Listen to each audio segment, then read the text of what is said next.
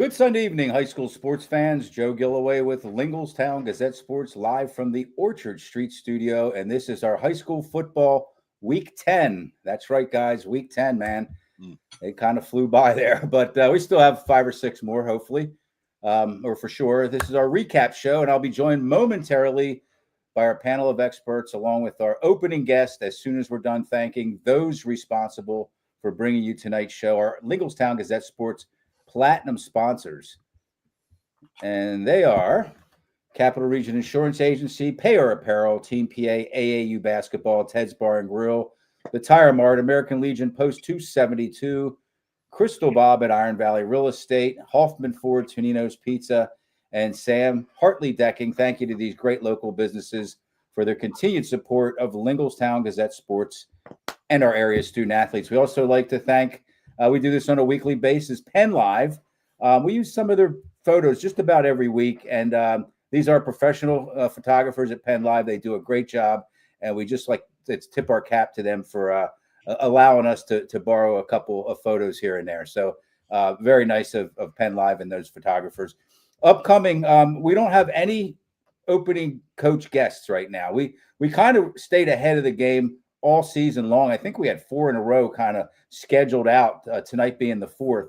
We're just going to wait and see how some teams do this week and the availability of the coaches. We just want to make sure that we're bringing in coaches that are still alive, in the postseason, and hopefully have won a good game, and then bring them in if they'll do it. So tonight I will be joined by Travis Waters and Dave Berman, 2 of our regular panelists, and then a recurring guest panelist, Mr. Eric Epler from Penn Live. Thank you for coming in tonight, Eric. No problem, Joe. Appreciate you having me on. It's usually a lot of fun, that's for sure. And we're going to bring in, I want to show this photo. I've been using this photo for the last month. Look at this guy. Look at our guest tonight, man. He looks like the kind of guy, a player just made a hell of a play, right? The player's running off the field, big tackle or an interception, and he's getting ready to high-five the guy onto his back.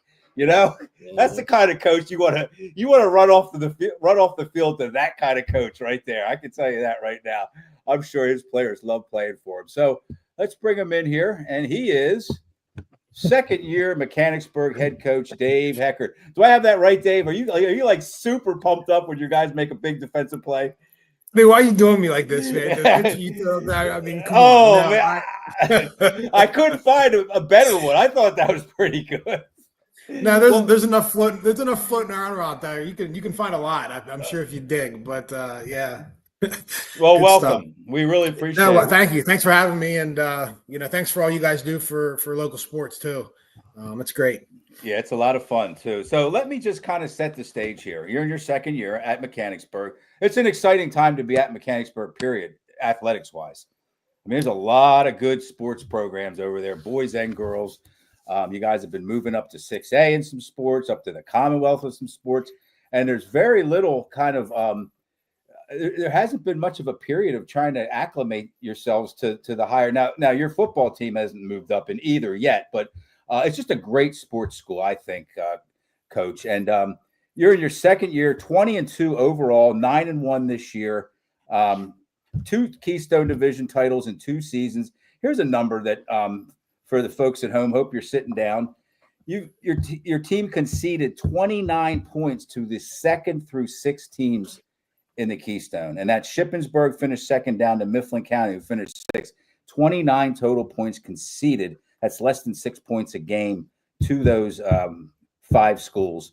3 shutouts and 4 one-score games defensively. So just a heck of a season. I know it's all about what happens at tomorrow's practice, Coach, right?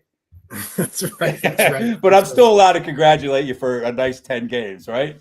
No, it's all good. It's been a great year, and we're really happy with everything, and we've been blessed with some talented kids, and I think in high school sports, you have to have talent, and the past couple of years we've definitely had that, and have been able to enjoy some success. So like I said, you said it first. I mean, at Mechanicsburg right now, I mean, the sports there that this fall, field hockey and boys and girls soccer and, girls volleyball and they've just been doing great. And so it's really neat to see everybody kind of feed off each other and everybody support each other as a community. And as you come out to our stadium on a Friday night, it's packed and, it's a great atmosphere. I like to shout out athletic directors. How about Seth Bohannick? Let's hat tip to Seth Bohannick, man. That guy's a great athletic director.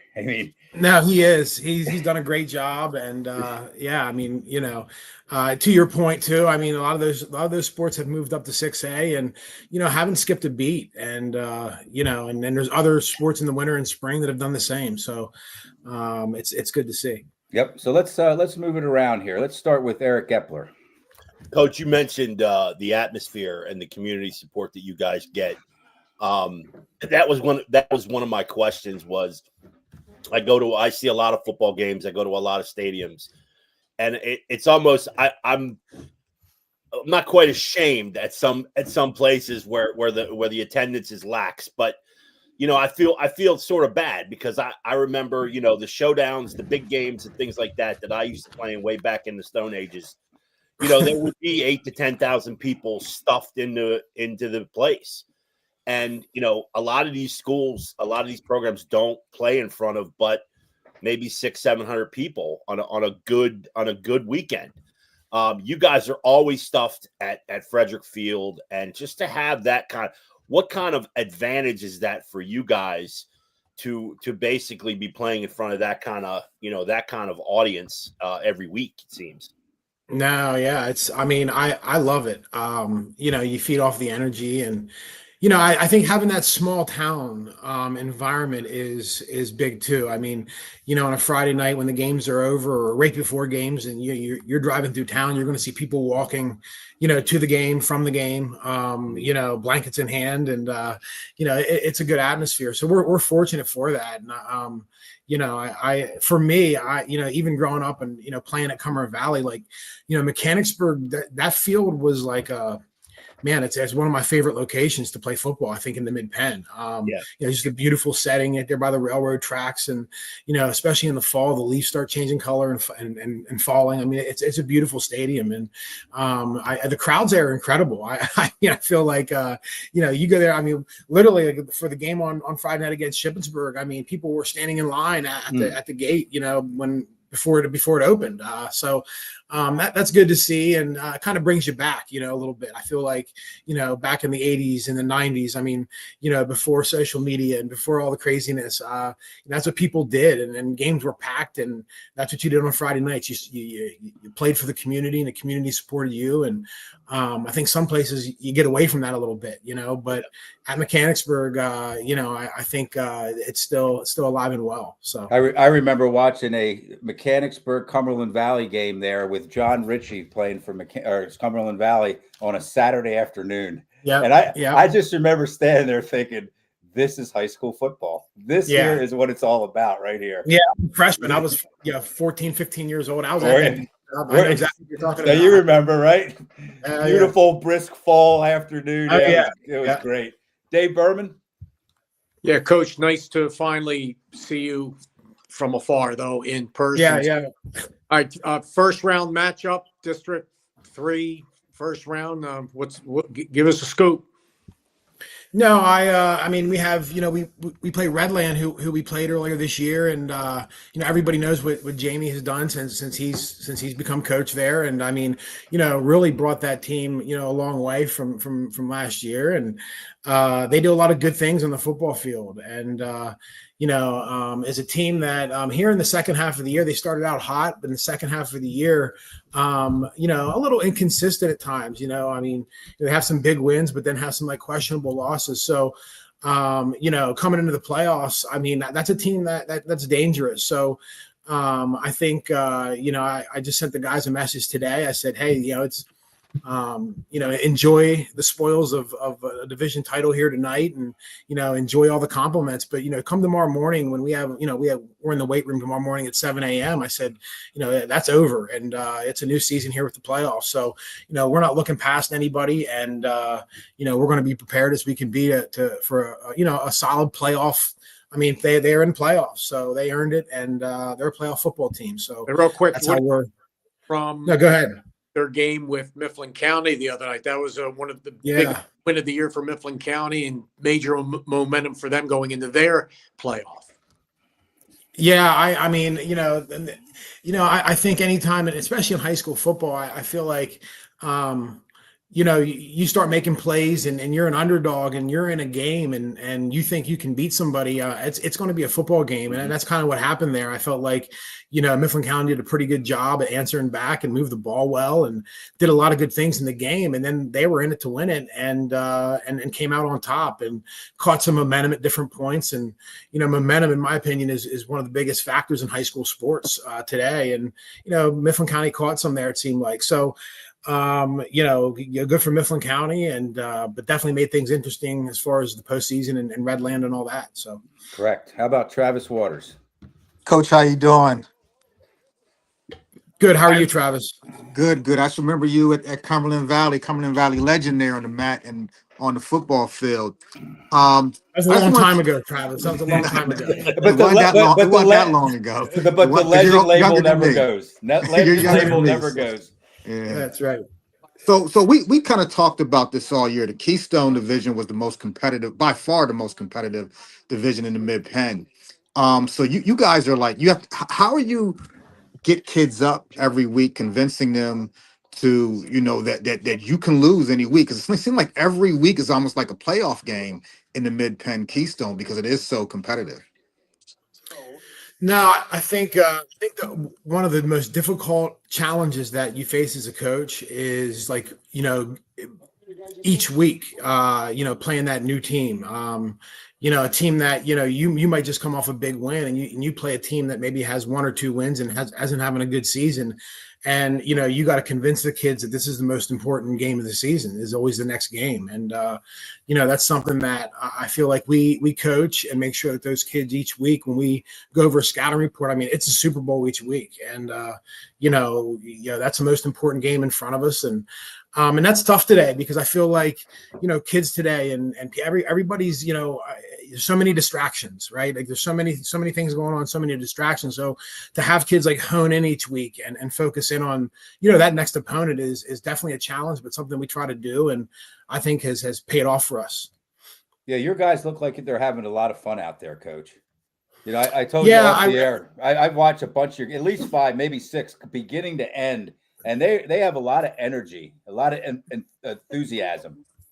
No, we try to keep that up, and that's like an emphasis of practice for us. So many times. It's week 10, and you're at practice, and guys are going through the motions, and we try to coach those guys, teach them how important energy is, and football's an emotional game, and you go out and you have fun, and that's what we like to do and fly around. Yeah, some statistics, and everybody here knows statistics don't win games. Statistics have never won a game, by the way, in any sport. But 0 passing yards, and that's mainly because this is Friday night.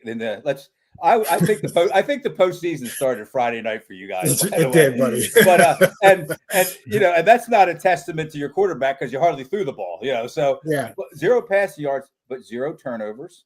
Okay. You ran the ball for 173 yards, not a lot of points or yards, but you only gave up 96 total yards.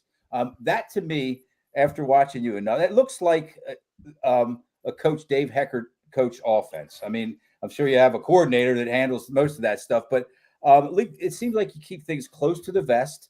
You have a patient approach on offense.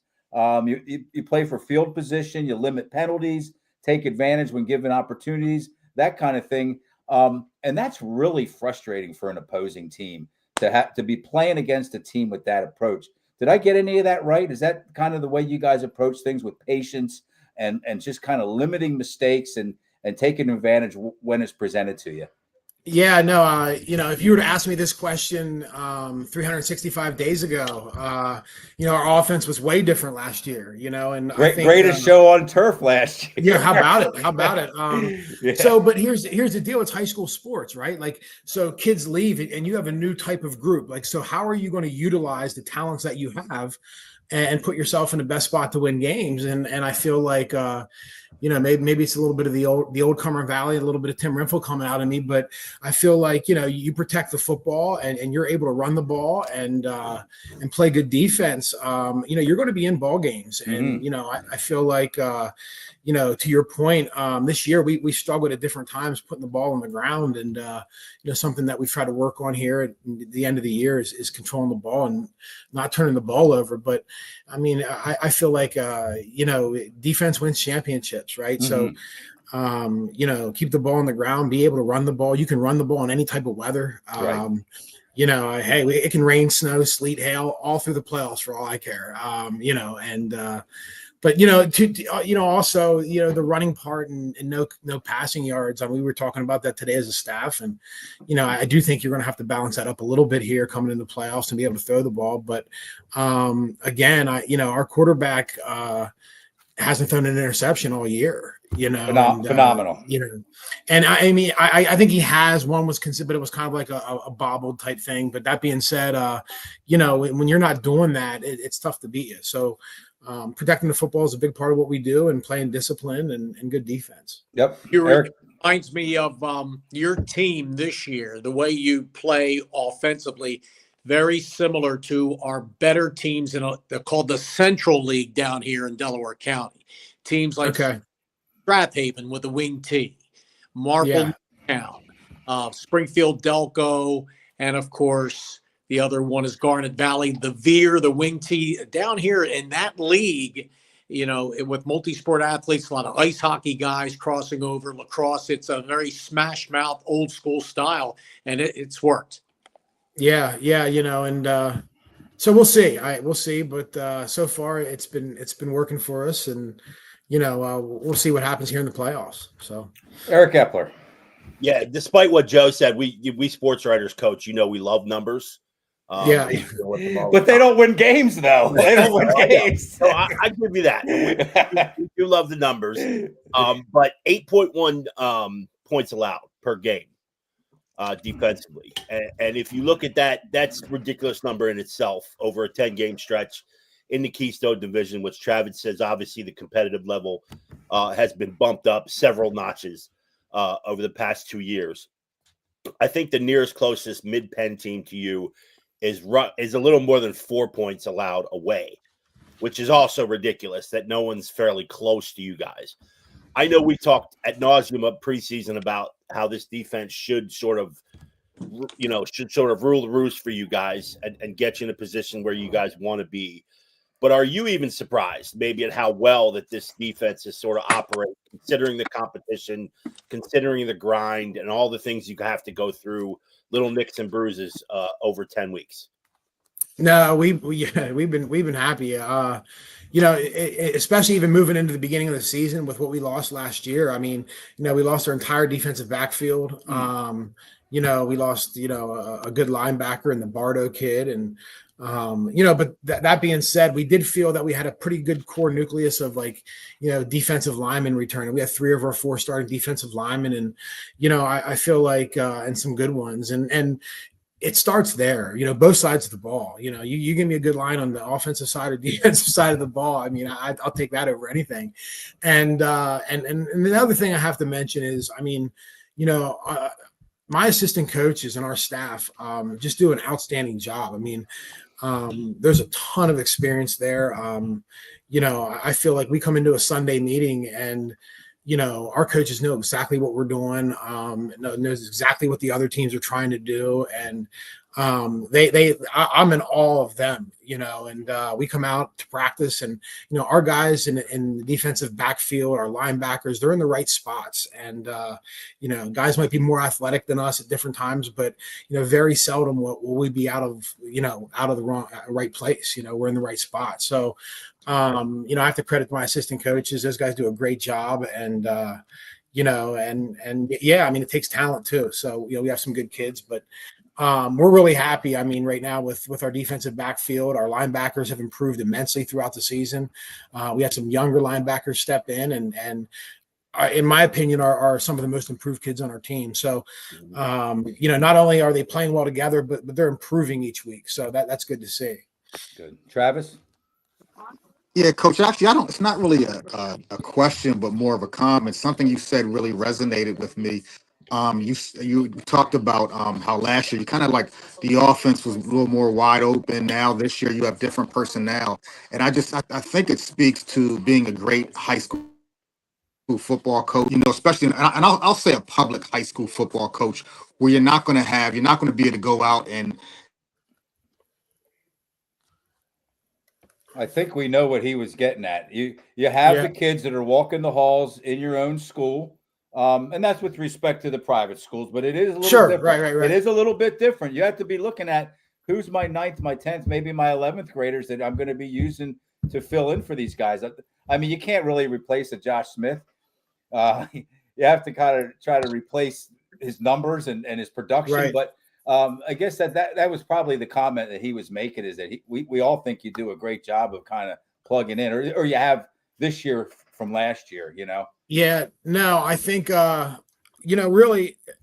Yeah, I think when you're a coach, you have to look at your program as a whole, right? Like, what are you doing at the youth level? What are you doing with the ninth grade and the JV? I mean, it's important. It has to be everybody has to be on the same page, right? And I think you start to run a program and you get your JVs bought in and you get your ninth grade program bought in. I mean, we had an undefeated ninth grade season this year. Had a great Right. ninth grade team, and our youth did a great job. So everything's working and guys come up through there and fill in and hopefully know some of the language that we speak at the high school level. And that being said, it makes it a lot easier to plug guys in when they've come from like a feeder program that that the kids are developing. So all our levels I'm happy with, and I think that's a big part of success. It doesn't just happen, right? Like it's hard to do, and we've been fortunate that we've had some good lower level coaches. So I have one more question, and it kind of ties into a question that one of our viewers has for you too. This is Kirby Lentz. He's a regular viewer, glutton for punishment. Kirby, thanks for watching again tonight. He says, Coach, do you encourage your football players to wrestle or participate in as many other sports as they'd like? Let me just say this now. You are the head wrestling coach also at Yes. Mechanicsburg, which just blows my mind that one human being can head coach 2 sports programs in high school. How do you feel about your players playing other sports, Coach? Man, so and this is a great question, and a topic that I think gets revisited a lot, especially today. So I not only do I encourage our kids to play other sports, like my football players who play another sport. So let's say you're a football player and you play basketball.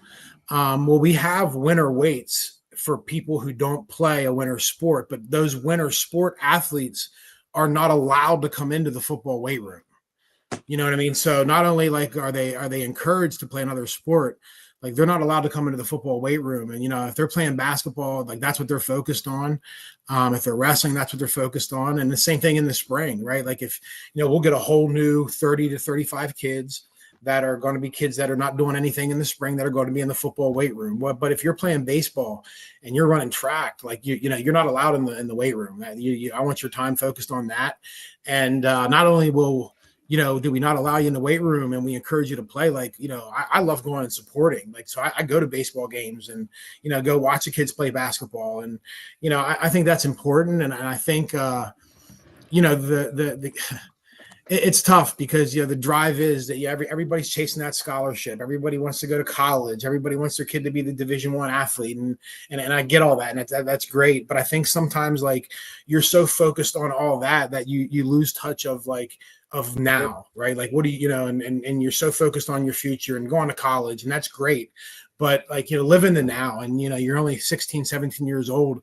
One time in your life. So, go play football, go play basketball, go wrestle, go do those things. And, 9 times out of 10, when I get kids that come out of sports into the weight room or, into summer weights, like they're excited to be there because they've been doing different things. So, I love it. I love the the way that we do it. And I would encourage anybody to do that. But it does get difficult because, parents, drive their kids to play one sport sometimes, and even to compete today. I know in wrestling, like even to compete on the mat at a high level, like these kids are doing it nonstop. I mean, you have high school kids winning like world titles and stuff. Mm-hmm. I mean, it's insane, so like, how do you compete then? Well, then you got to do it year round.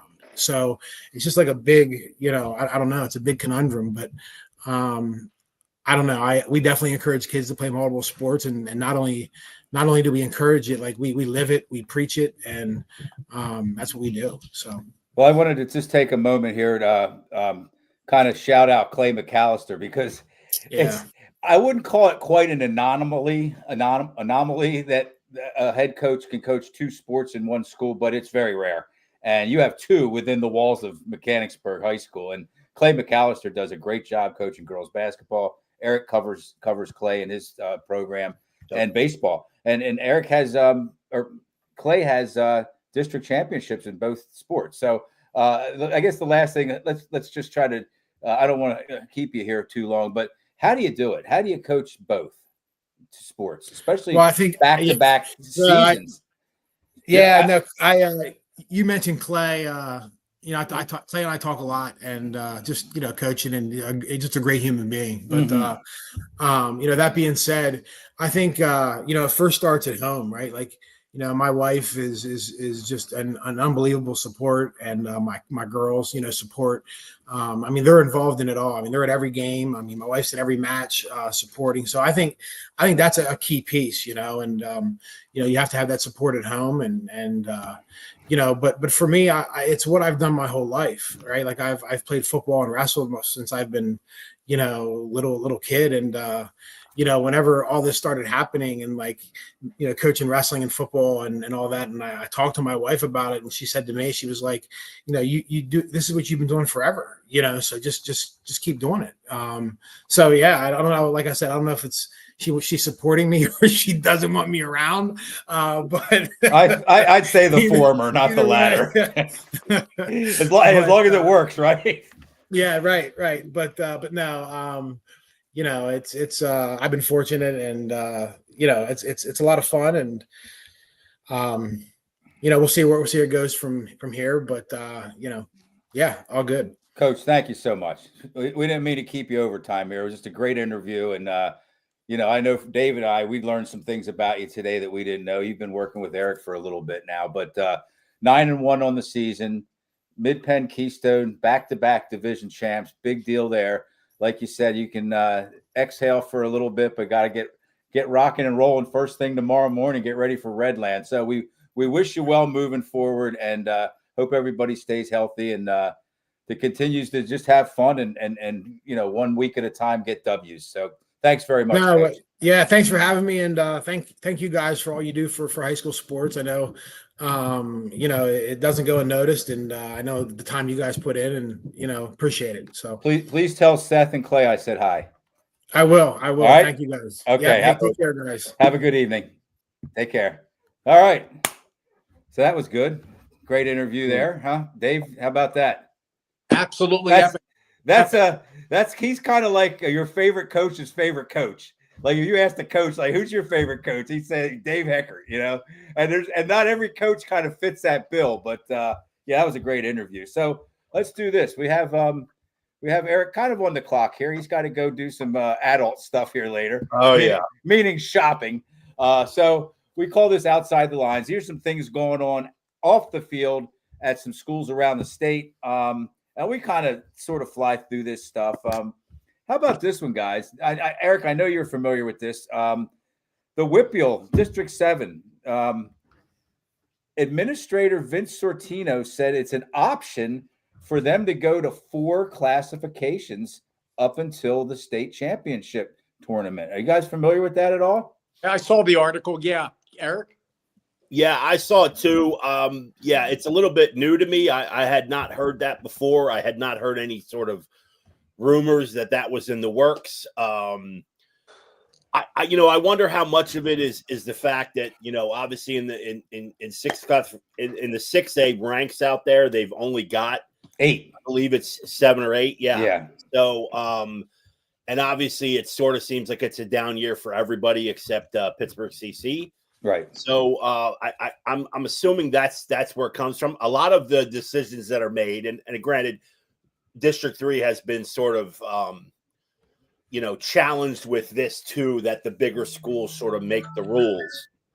We've gone through that a number of times in the arguments that the smaller schools have. But when they went to 6 classifications, it was not the best situation for certain districts. It did help districts that were small school heavy in terms of football, and that's obviously where it started. It wasn't a perfect scenario for District 3, obviously. I mean, now look at our single A. We have 2 teams, Mm-hmm. both 4 and 5 or 5 and 4, whatever they are, Cologne Catholic and York Catholic. And nothing against those teams, but they're playing in week 10 to close the regular season. They just played, and now they're playing in the district championship game for the right to go on the season. Yeah, we had 4 up until we had Fairfield and Steel High also up until a couple years ago. Yeah, Steel High moved up, and then you had and for a while there, Halifax was down in correct. That's right. Yeah. So now we're only facing 2. So obviously it's not a great situation with District 3, and there's myriad reasons why for District 3. But I think for a place like Pittsburgh, it actually made sense, with the exception of 6A. 5 there. The Whitfield has 129 programs in football, I believe. It's somewhere around there. And then the second highest would be Philadelphia, I believe, is right around 104, 103, something like that. District 3 has around 97 or 98. So for those 3 regions, for those 3 districts, 6 classifications is going to work a little bit differently for all, even though you tried to, quote unquote, make it even across the board, 96, 100 teams per class. That doesn't fit everywhere else. So maybe that's a situation. Maybe that's the argument is that, hey, listen, we could play this way until we go, but I don't see the PIAA signing off on that. I don't see a legitimate reason to close off the fact that, hey, one of these districts, like let's say District 4, who has 0 big school teams, right? 6A. Mm-hmm. Well, what happens if they get a rush of students, and they can get bumped to 5A? Right. So, that's a great point. And it doesn't exist. So I think there's a lot of scenarios there that this just wouldn't work out. But they're going to have some hard conversations with the Whitfield folks. And again, I know Whitfield's pretty self-sustaining. I mean, they like to call the shots. And so it'll be interesting for us to follow and to see where this sort of goes. I think it makes more sense probably in other sports. I think you have an argument. But in football, I think it's difficult because look at the situation too. You've got so many good teams out there in 5A. Pine Richard's probably. I mean, I think Pine Richard's going to win a state title. 5A. Peach Township is good. You've had Bethel Park. You've had Penn. Upper St. Clair. You've had Upper St. Clair. Penn Hills was just in a the championship game not long. So all those things. So I don't really get how it would work. To be honest with you, I'd have to look more into it. Well, this Vince Fortino, the Whitfield administrator, by the way, you were right. There are 7 6A teams, Eric. Well done. Yeah. He did say that one of the proposals, it's a proposal to see if it's possible, and that they would have 4 winners of their classes out there, district winners, and then they'd have to add 2, like it would take 2 4As and put them in 6A and 5A, right? So would they? But my point is how would they qualify the extra? That's what at large. This man admits that it would take some discussion. So I don't know. So you'd have to basically what you would have to do is what District 3 did long ago, is to get the coaches in the room and argue. Unless you come up with some other power rating, which would have to be separate to qualify these 2 at larges. I see that as way too messy. Right. Both ways. Because you're not getting guys in rooms anymore. Before we go, Eric, congratulations. We already crowned 2 large school district championships already. State College, District 6, yeah, state champ, and Erie McDowell with a record of 3-7. Your District 10. They're going to meet each other in 2 or 3 weeks for the right to play Williamsport in the next round, the state quarterfinals. So, right. Dave, let me ask you, and this is something I should have looked up earlier. Erie High, are they down? Did they not qualify to play McDowell? Because that's traditionally what it would be. They sent a message out today. They're 1-7 is their record. I don't know how they got 8 games. They decided they're a little bit too banged up. They opted out. So yeah, they opted out. Yeah. Well, that's an argument too. I one day Joe will have on this thing because there are plenty of opt-outs every year. We can do a whole show on that, really. 45 minutes. Now, granted, you're 1-7, you're banged up, and I understand. I just wrote about the Mount Union situation. Yep. Of their kids. Basically they were down to 15 guys in uniform. Started with roughly 30. They started with. Well, they started with 30, yeah, and they were basically down to 15 or 16 during that game last week. So, which forced them obviously to forfeit their final regular season game. That was a 7-2 program going into that game. So, correct. So I understand that situation. I believe that's a unique situation, and I don't disagree with the decision to say, hey, listen, the safety of the kids is more important. We've been battered and bruised, and I get it.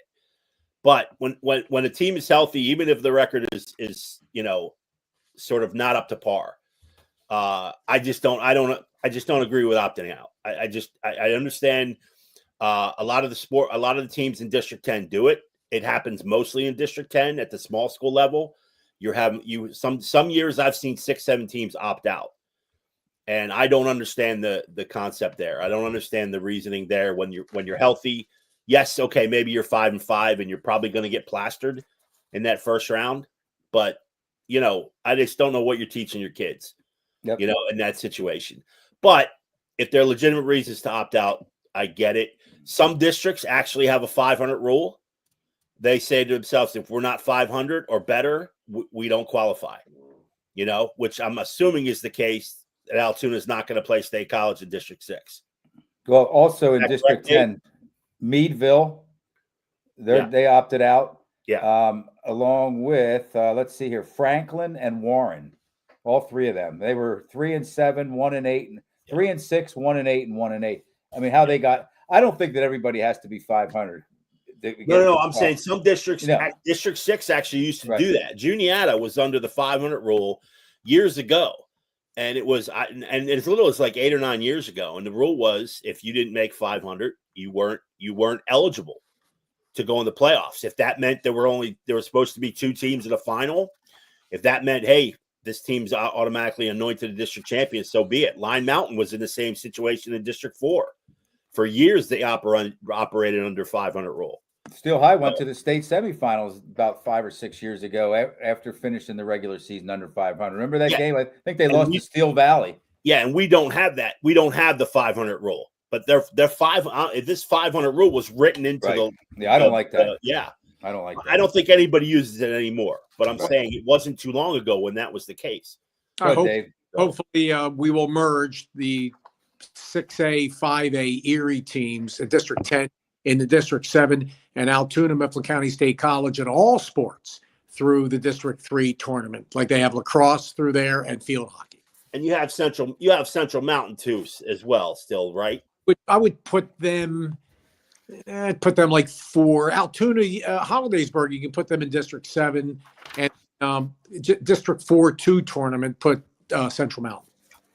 All right, so let's just cut off. I had a couple more outside the lines, but we have more important stuff to talk about here. We want to tip our caps to the 4 Mid-Penn Conference division winners. Harrisburg in the Commonwealth, of course, they beat East High, Central Dauphin East 28-6 yesterday. Mechanicsburg clinched Friday night. Big win against visiting Shippensburg. Susquehanna Township clinched last week, and then they won again. So they finished undefeated in the Colonial, and in the Capital, Line Mountain. I think has to be their first. Well, they just joined the Mid-Penn, right, Eric? They haven't been around. They've been here for in and out. This is the 4th year. I think. Okay. Yeah. And it's hard. It's hard to beat Steel High in the, but they beat them. They beat them head to head. So congratulations to Line Mountain as well. Yep. Let's just go down some scores here, and then we can just chat about the games if we want. Pretty big win. It wasn't for anything but bragging rights, but I know that McDevitt didn't want to lose to Harrisburg and State College 2 years in a row, right? They had that. They had an itch for this State College. Absolutely. Game, after last year's unbelievable shootout at Memorial Park. Whoa, man. It was one of the most incredible football games that I've ever covered. And obviously, Memorial Field and State College is one of my absolute favorites. It's a glorious place to watch a football game. Down on the field, just all the action back and forth. That was some of the most fun. I mean, it was long. It was a long game, and obviously I had a hell of a drive home in the middle of the night, but it was something to see. But yeah, McDevitt was itching to get back at State College, and they're only getting better. And again, I keep saying it every week, but they may have hit it this week. Is that this team just still hasn't played their best?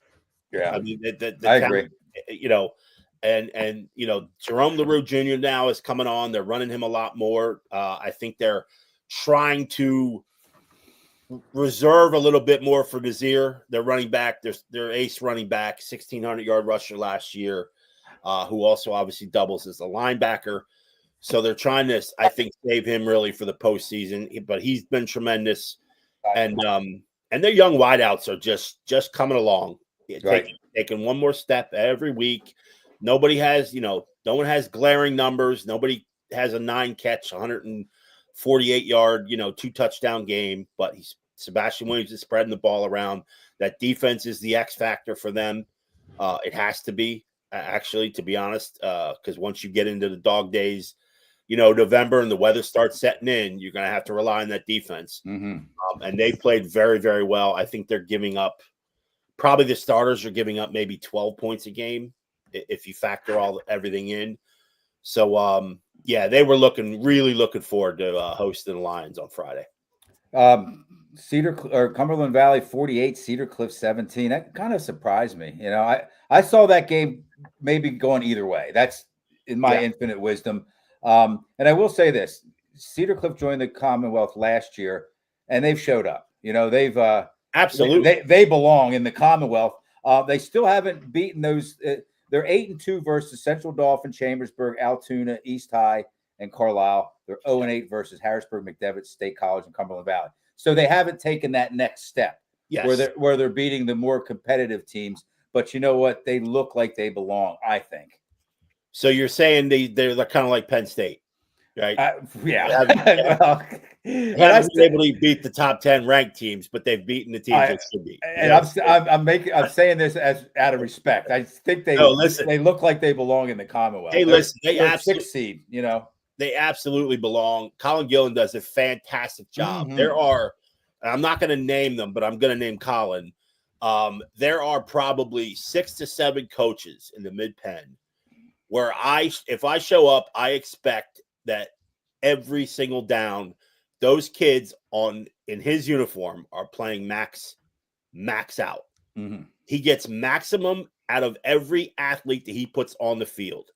Colin Gillen is one of those guys. That's special. That really is. Absolutely is. And there is, and I'm not disrespecting kids, but there is not a tremendously talented overall team there.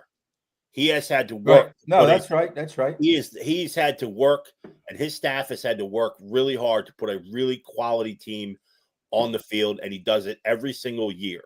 So that's what I'll say about Colin. But yeah, you're right. They belong. They will give you a fight. Yep. This does surprise me. Giving up 48 to Cumberland Valley does surprise me. The margin of victory does surprise me. But again, I look at it too. You're in the Commonwealth Division. At some point, you're going to break down.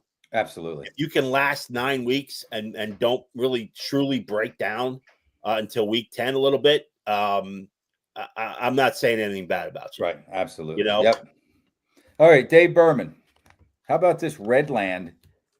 Mifflin County 21, Redland 15. Statement victory for my Huskies. I was wrong. I wasn't You were wrong. You predicted I was not wrong when I said that Mifflin County had not won a game against even an average team all year. All the teams they beat were below average, but I was wrong about this game. I said 21 or 27-7. I was completely wrong. So I hat tip to Mifflin County, and very good win, great win. They can beat anybody except for when they play Roman Catholic in the state quarterfinals. It's probably going to be all over them. But yeah, what a team this has turned out to be. Okay. All right. Well, let's Central Dauphin. They kind of backed in, but they also won a game, and I'm only mentioning that because I like Glenn McNamee a lot, and I don't like seeing them down the way they are. I'm going to give you a good 30-second story about Coach Mack. Go right ahead. That's what you're here for. It's not uncommon to get emails or texts, during the week leading up to the final week when you're on the fence. And Coach Mack sent me a text. He rarely texts, but he sent me a text and just said, "App, do you know what we need to do to get in?" And obviously they're sitting there at 3-6. Right. Right. But again, Commonwealth schedule cures a lot of ills. You're playing teams with high, with big weighted opponents win percentages and things like that. Harrisburg's of the world who are undefeated, McDevitt, State College, all high-end programs. So you get credit for playing them. Yes, it'd be great to beat all them, but you do get credit. That 45% of your opponent's schedule matters tremendously in the volatility of your power rating. Right. But I said to him, I just texted back to Coach, listen, obviously you have to win your week. You got to win against Chambersburg. Because Chambersburg was in the same boat. They're sitting there at 4-5. They needed a victory, okay? And they're all outside the top 10, just outside. I think at that point, CD was 13. I think Chambersburg was 12 walking into the week. I said, Coach, it's just you needed win. You need Dallastown to lose. You need Governor Mifflin to lose. I said, then the one real problem is Cedar Crest plays Lebanon. Losing to 0-9 Lebanon, yeah. That's a problem. It's going to be a Cedar Crest win. So it's daunting, to say the least. So as I'm writing my story of Mechanicsburg Friday night, the 17-0 win at Shippensburg, I am at a Sheetz parking lot in my car writing, and I have to go on the radio and do a radio interview at 11:15 p.m. So I'm trying to bang the story out quick and this and that. And I just look at scores before I go on the radio. And I'm looking and I'm like, wait a minute. So I'm looking at CD sitting in the 10 spot after they beat Chambersburg. And I go and I just texted Coach Mack and I just said, Coach, remember all those things I said that needed to happen? Right. It appears as though it happened. And he didn't know that yet because he was just coming off the field, right? Right. And he was on the bus ride, right? They were at Chambersburg, right? Right. So no, they were at home. They were at home. Oh, they were at home. Okay. Yeah, but they were still. I see them. They're out on the field. I see them. They're out there milling around for a while out there. I'm like, it appears as though they happened. So I said, not guaranteed yet. Don't get. But I go. But right now, you're sitting in the 10 hole from what I'm seeing. So they did sneak in. Well, so at 4-6. But again, I said that Commonwealth Division is the ultimate equalizer. Hey, he and I were texting yesterday. You very rarely actually LOL, like laugh out loud when you're sitting there by yourself. He asked me how I'm doing. He asked me how my health was. Just for no reason except he wanted to know. And I said, "Oh, it's pretty good. I've been exercising daily." He says to me, "That's awesome. You want to play a few snaps Friday night?" And I'm thinking, boy, he must be short on players, or he must think I'm healthier than I really am.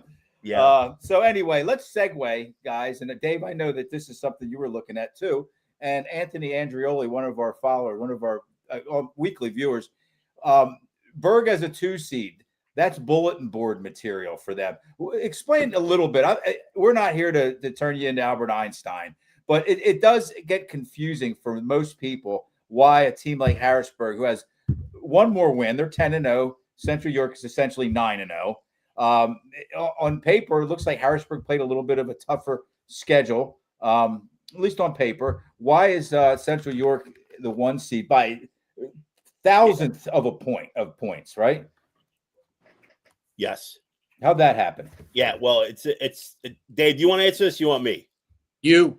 I think you're our guy for this. Okay. Yeah. No. It's not a very confusing thing, but basically, your power rating is only based on PIAA teams that you play, PIAA sanctioned football teams. So if I'm Bishop McDevitt and I go and play Clarkson North, that does not count toward my power rating. They're from Canada, Toronto. They're not in the PIAA. So Central York goes into week 9 at 8-0, and they play at Archbishop Hoban, which of course is in Akron, Ohio, not part of the PIAA. They take a loss. I think it was 48-21 final. They were within striking distance.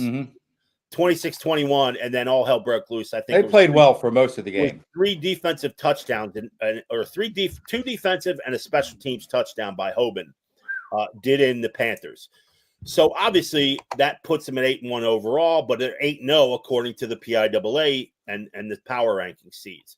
So they do take care of business against York High on Friday night.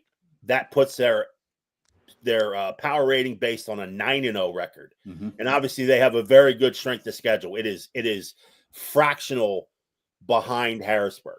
Fractional. Fractional. It's Thousandth of a percentage point. 0.03 or something. Yeah, right. Something out there. So that nudged them into the top spot by obviously fraction over Harrisburg. So I give, again, when you're talking about that 45%, I go back to what I talked about a little bit earlier. They played a very good schedule. And quite honestly, their opening game, their first game of the year, is probably what threw them over. Central Dauphin. Yeah. The Central Dauphin is playing in a loaded, probably the best division in all of Pennsylvania, top to bottom. So that mattered. Yeah. That mattered. That victory was huge for them. So how much did it hurt Harrisburg? A huge win against McDevitt, of course, in week 2. But how much did it hurt that they beat a team that from 5A classification at all? It does.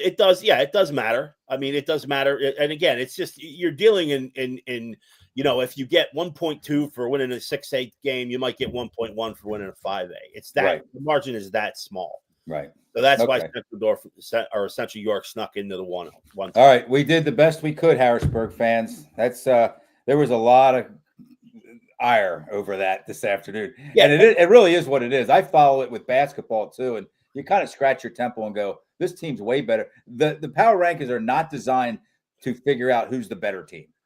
No. The difference is, and there's no difference in terms of anything. Harrisburg is not. Nothing is taking away from Harrisburg. No, by being a 2 seed. 1 and 2 do not matter. You're going to get home field all the way to the championship anyway. So you're going to play your Saturday afternoon games at Harrisburg as long as you keep winning. You're going to host. You have the first round bye, just like Central York does. So you lose nothing by being a 2 seed. The only thing is to say, hey, yeah, we're the number 1 seed. I don't know what kind of bragging rights that matters. If you don't win the championship, who cares? Or you're going to get, in all likelihood, this is with respect to the rest of the field, one's going to get Wilson, one's going to get Manheim Township. And and they're both really good teams. They're 1 and 1A. And so, right. Exactly. That game was what, 14-7 last week? Or 14-7? I thought it was 2014 or something like, but I could be wrong. You're right. 20-14 Manheim beat them. So. Yeah. So, okay. So that was Wilson. Before that game, Wilson had won 5 of 7 over Manheim Township. A blowout. That game last year when they beat Manheim Township, that was kind of like Manheim Township. You had to feel like, man, they just want to get on the bus and get the hell out of here. Yes. It was one of those kind of games. So really good win there for Manheim Township, who hadn't played a real challenging team in a while. Harrisburg and Central Dauphin East. Did Harrisburg show some vulnerability there, Eric, or just played down to the level of their competition? I think East was pumped to play the game. And again, the surprising part to me was that East went down 14-0. So you figured, okay, let's wrap it up. Yep. With the season, this and that. And then they got the field goal from Leo Fury right at the end of the half. And they had a little bit of momentum, came out. Fury kicked another field goal, made it 14-6. This is a 14-6 game early in the fourth quarter. Yeah. And then Harrisburg took off on a long drive. I think it was 13 or 14 plays. Yeah. And got the touchdown run from That was Juwan. a 2-touchdown game, though, because that last play was just The last play, yeah, he he had a heaved it pick up. six. Yeah, It was a John 2-touchdown game. Yeah. So, I mean, this game was, it was a 21-6 ball game, Right. something like that. But I give East a lot of credit. The front four at East played really, really well. Better than I thought they were capable of, really. Absolutely. I had no idea. The assistant No. coach for East, I won't name him, but he came up to me at halftime. He's like, hey, not exactly what you expected. I said, no. I go, absolutely not.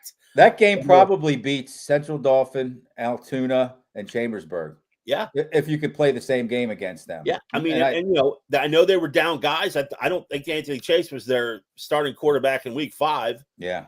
He came in, he had a lot of good design runs and now they didn't pick up a lot of first downs because it's Harrisburg's defense. Right. They struggled, they obviously struggled to throw the ball.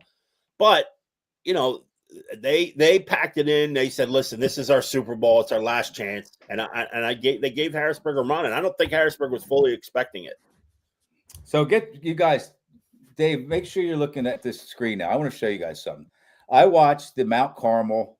Oh gosh, I'm just having a brain fart. Who is it? Shamokin game. Shamokin, yeah. Friday night. The whole thing was on TV. It was on PCN. Really, really good game. Okay. It comes down to this.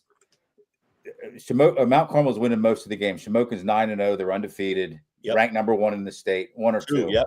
2. Okay. Yep. Yeah. And it looks like Mount Carmel's going to win the game.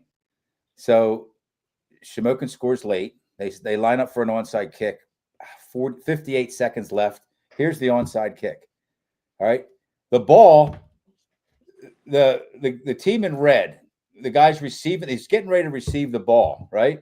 Right. And the kicking team nails into him and keeps him from receiving the ball. Okay. Yep. I don't know if you heard about this.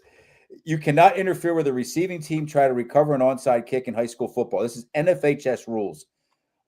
Actions like touching the ball or the returner or obstructing the returner's path to the ball are illegal and result in a penalty. So basically, and then what happened was Shamokin recovered the ball because they knocked the guy that was going to receive it out of the way, went down and scored and won. It was an exciting game, but man, as long as you know me, you know me to talk about officials, and I'm not putting them down. I'm just saying that was a loss because of a missed call. It was heartbreaking for Mount Carmel. Did you hear about it at all? I don't know if there's a difference, Dave, and I don't know the rules enough to know if there's a difference between the receiver or the blocker. So I'm assuming because it's an onside kick, that guy's going for the ball. He's going for the ball. Right. Yeah, I watched it. I could see it live. It is perfectly legal to ram into that guy as a blocker. Before 10 yards, though. Absolutely. Yeah, as a blocker. Step ahead, it's legal. Correct. But I don't know if there is a distinction in high school football between, hey, this guy is obviously going for the ball, which it looks like he is. The coach was losing it. He was pointing out this going. He squared up to block it, to block the guy, and the ball go by him. I don't know. If we had the end zone angle, I think if he's right in front of the ball, then obviously he's trying to receive it. That's what was happening. But officials missed calls, and it was just a bad time for Mount Carmel to have a call like that go against them. Yeah, I mean, 1 minute to go. Heartbreaking. Yeah. Okay, let's kind of wind this down here. Jump into districts, and the brackets just came out hours ago. 6A, I think Central York's playing pretty good football right now. And of course, Harrisburg is. Harrisburg, I think they've been bitten. Dave, I said this a few times over the last couple of months. I think they've been bitten by that whole. They played 3 really good teams in the first 3 weeks. And this is with respect to Cumberland Valley and Central Dauphin and all the rest of them. They have not had a real challenge in 2 months, And in the meanwhile, Central York has played some tough teams. So go ahead, Dave. I just hope it's not like what the Phillies have gone through the last couple of years, get complacent, time off, and then you got to try to turn it on again. So, I'm not sure who Harrisburg will play in the first round. They get a bye, right? Yeah. They're going to play the winner of Cumberland Valley. Cumberland Valley and Central Dauphin. Can you imagine? Cumberland Valley always plays them tough. So Yeah. Central Dauphin used to, but Used to, yeah. So, and then Manheim Township, Hempfield, Wilson, York, William Penn, and Central York plays the winner of Cedar Cliff. And I just think that, have you followed Central York? I mean, I know it's your job too, but how much Central York have you watched or followed? I think they're playing really well right now. Yeah, I haven't seen them in person. I have a couple. They look good. Person, but obviously our guy Evan is embedded for York County right now. He's seen them a bunch of times. I've seen a lot of tape on him, a lot of film on them too. I like them because they've got sound guys where you need them. Legend Johnson's a very good running back, and he gives you that sort of dimension. Brooklyn Nace has been a starting quarterback for probably 3 years. 3 years, yeah, 3.5 3-year starter. He's smart. He's got big play guys on the outside. He has a solid offensive line. He can tuck and run. He's a tremendous athlete. So they've been doing a really good job at sort of breaking defenses open because they can spread them out so much. Right. That's what you kind of need against Harrisburg. I mean, you listen, you're just not going to consistently run the ball and dictate tempo on the ground against Harrisburg. I don't care who you're going up against. If Harrisburg's right now the best teams in 6A, Harrisburg's obviously ranked number 1 in my rankings. But anybody else, if you look at anyone else in that top 10, none of those teams are going to consistently run on Harrisburg. It's not going to happen. And Messiah Mickens obviously was back in week 9, did not play against CD East on Friday. So I'm assuming they're just sort of keeping him in, under wraps a little bit, Right. getting an extra week, because if he doesn't play against East, they have a bye. Now you've got a 3-week sort of grace period to kind of get him really fully up to speed. Right. So when he comes back to the rest under quarterbacks, just the pinching, their linebackers, Rick Brown and Noah Ewell are always in the right spots. They're always sort of shaking defenses. So there's just no consistency in run games. So that's why I put them head and shoulders in this district bracket too, because when you take that dimension away and you force teams to pass, it becomes exponentially more difficult as the weather gets worse to throw the football. Right. And we know Joe, Central Dauphin has struggled to throw the football. Oh, big Cumberland Valley can, but if Colton Stamey's under constant duress, it becomes that much more difficult. So that's why I think Harrisburg has the edge. If in fact it does come down to 1 versus 2 in the district final, I think it will. But Central York is tough. Gary Onchek does a fantastic job. good job. With those guys, and they're always up to play. There's never a letdown. No. Even at Hoban, that's a hard place to go, to travel all the way out there, play an Ohio ranked team, on their turf. And they had a chance. They had a chance in the fourth quarter. And then, like I said, the wheels fell off. Yeah. Right. The wheels fell off and it just got ahead of himself. Similar to what happened with East, on Saturday, just two late touchdowns to make it look a lot worse. But yeah, that should be a well of a ball game. But I just think that when you're that good defensively and you can take away one part of what might be the bread and butter. I mean, there's not many 6A programs out there that just wing it all around. Right. It's every offense is based off the run. I mean, right. That it sets you up for success for other things. And Harrisburg has the ability to take that away. Even the 99 LA Rams were based on the run. You know what I mean? They had a good running back. Even the pro guy, even the pros, Right. It's a passing league. Well, in Right. some terms, you're right. But, the Eagles don't look as good if Saquon Barkley's not getting, Correct. 5-6 Yep. a pop. So, okay, let's do this. Let's move into 5A. And here's what I find interesting. And we just had Coach Heckard on. He's rewarded, if he beats Redland, he's rewarded with a quarterfinals matchup against Bishop McDevitt. Right. That's rough, man. I think, and listen, admittedly, I don't get around. I don't know how good Spring Grove and Warwick and Exeter. I know Exeter was undefeated. They lost their last 2 games. That could be the best 2 teams in the whole bracket playing in the second round.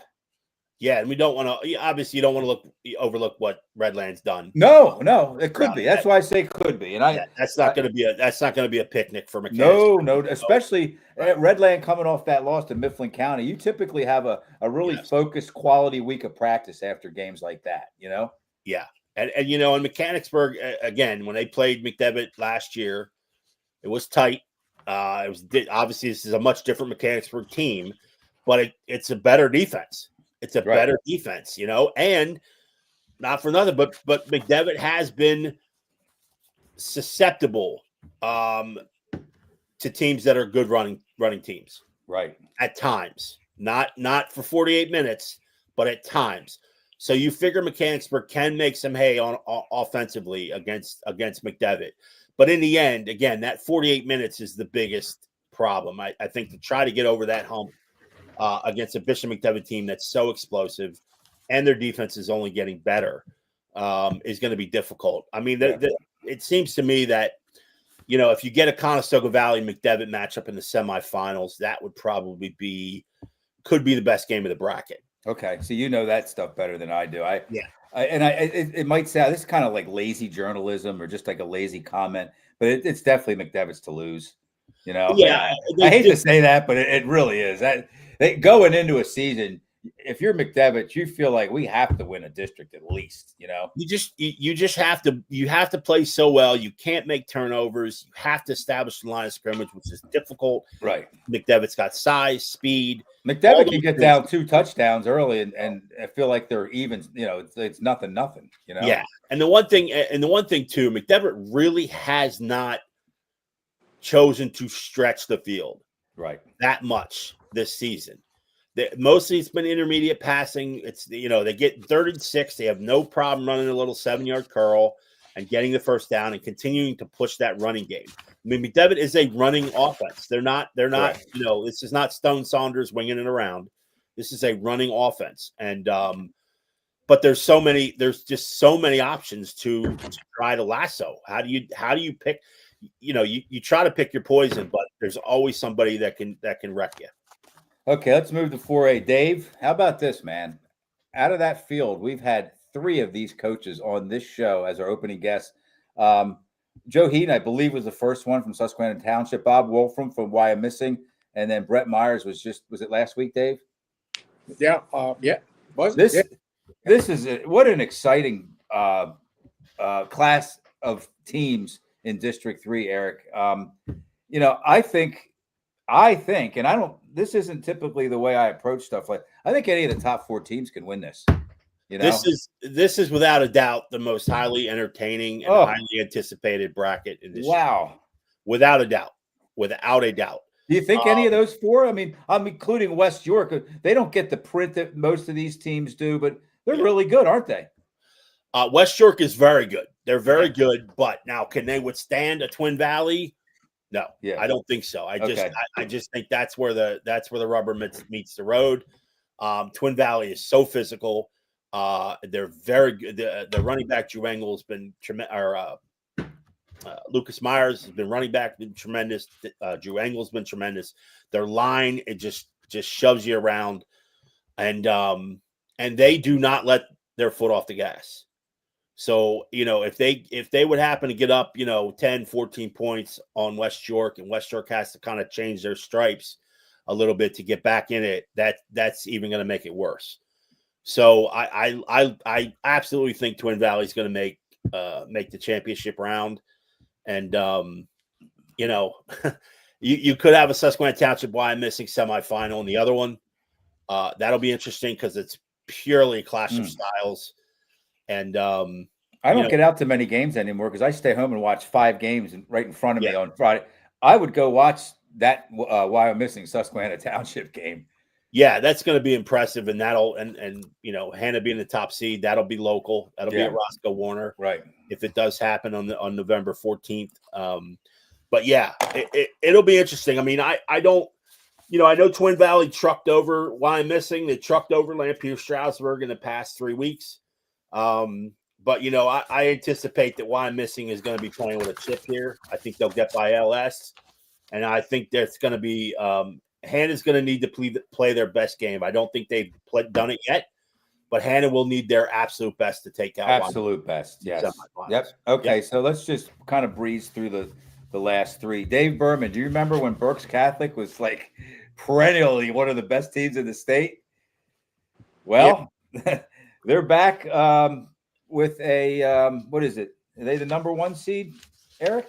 They are the number one. Yeah, the number one seed, and they have a chance to. They haven't won a district since 2017, I believe. I was at that game, Hershey Park Stadium. They just kicked McDevitt's rear ends around. You remember that game, Eric? Yep. What a game! I mean, and then they kind of fell off since then. I don't know if the players are going to Wilson or what's been happening there. I'm not sure, but they are looking for their first title in 8 years and could end up playing against Trinity for that title. So Birch Catholic? Yeah. They're 3A. They're 3A. They're number one ranked in 3A, and Trinity's ranked number 2. They're 10th state. Okay. Gotcha. Yes, and Trinity's pretty good, man. I watched them play against Susquehanna Township. Susquehanna Township kind of won going away, that old thing. But Trinity stuck with them for a while, and Susquehanna Township's a really good team. They're a classification higher or larger, and I think Trinity kind of probably feels seasoned at this point, if you understand what I'm saying. Like, they've played some tough games, and I think they have a chance. What do you think, Eric?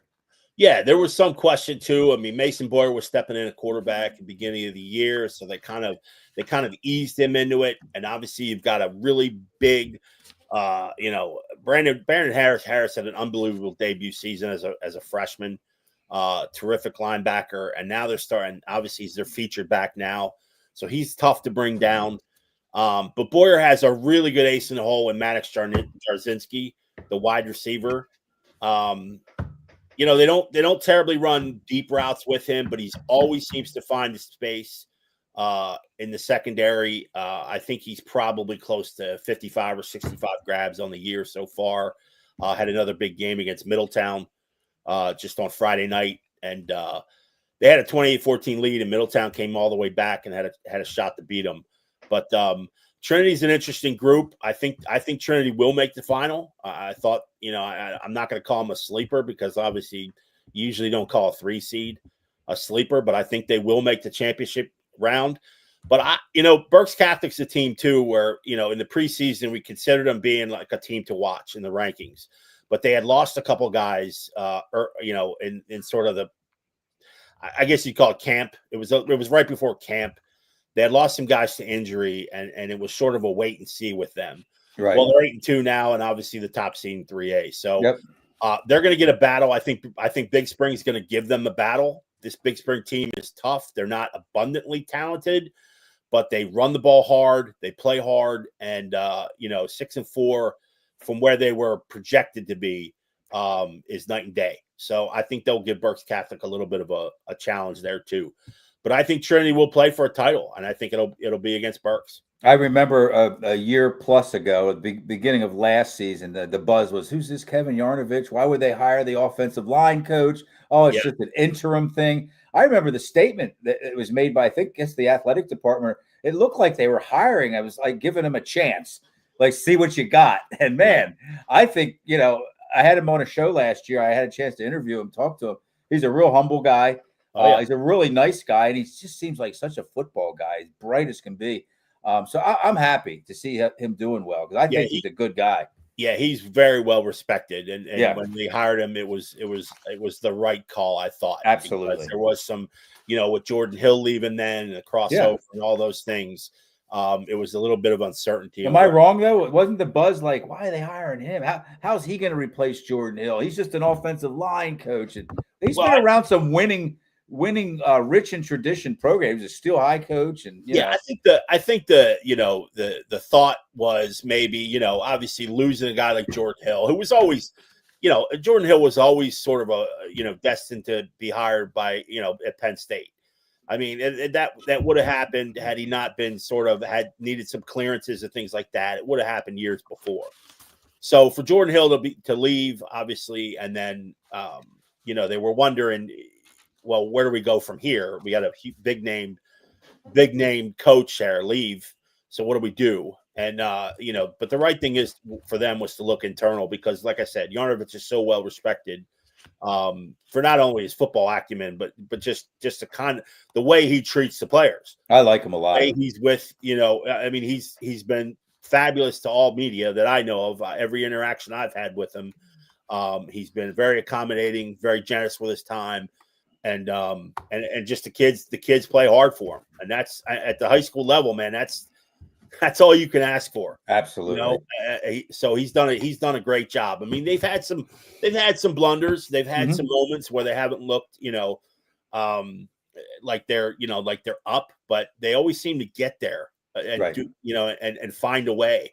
And they've got some talent. Jarzynski's an FBS talent. Marcus Yeager, who's kind of a dual guy. He runs the ball a little bit, but a tremendous linebacker that shoves up to the line of scrimmage every now and then.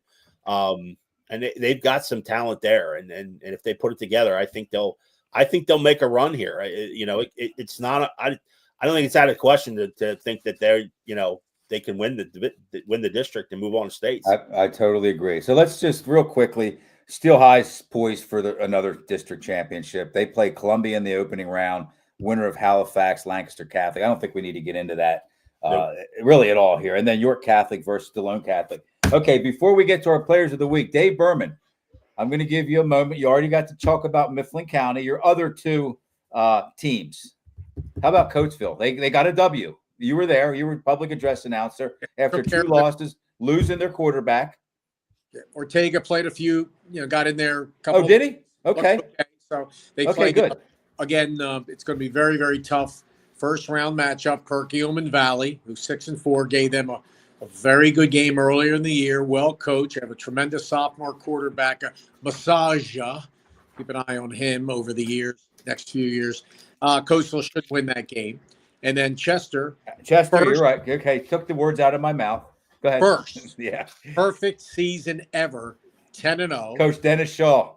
Yes. You get a golf clap for that one. Yep. 32-4 in 3 years, and it was great. On Friday night they played under the lights. Quakertown needed a game, and they play in a tough league. 6A, yeah. 6A, and they almost beat Council Rock South. It was unbelievable. Anyway, so Chester played under the lights first. It was great. So anyway, Quakertown was supposed to have a homecoming game, but Cheltenham couldn't play because of the hazing thing. Right. So they found out Chester had an opening, and Chester said, "Yes, we will come up there and play." And Chester won the game. It was 32-13, and then they scored on the Quakertown. They ended up 32-19 or something like that. Yeah. So good win for Chester. We want to thank everybody at Quakertown. The hospitality was great. And now, Chester plays Marple Newtown. First round. This is a team that's won 3 consecutive lacrosse state titles. They have a bunch of lacrosse guys on the football team. They're only 5-5, but they play, really tough, smash mouth, Mechanicsburg type football. And Chester's just going to have to play very disciplined against them to, it was 18-15 3 years ago when they met in the first round. So, Eric, you know how tough those Central League teams, Strathaven and Garnet Valley, and of course, Springfield Delco. So, so that's a consistent thing. So there we go. That's a Chester play. Coatesville Friday night at 7. Chester is at 1 p.m. on Saturday at our historic complex. We wish them both well. Let's wrap this up the way we always do. Let Eric get shopping. We gave you a little bit of extra. You gave us a little bit of extra time. No problem. These are our Linglestown Gazette Sports Payor Apparel Players of the Week. Payor Apparel, Larry Bragg. He provides a really nice T-shirt for all of the winners. And who are we looking at here? I know you know, Eric.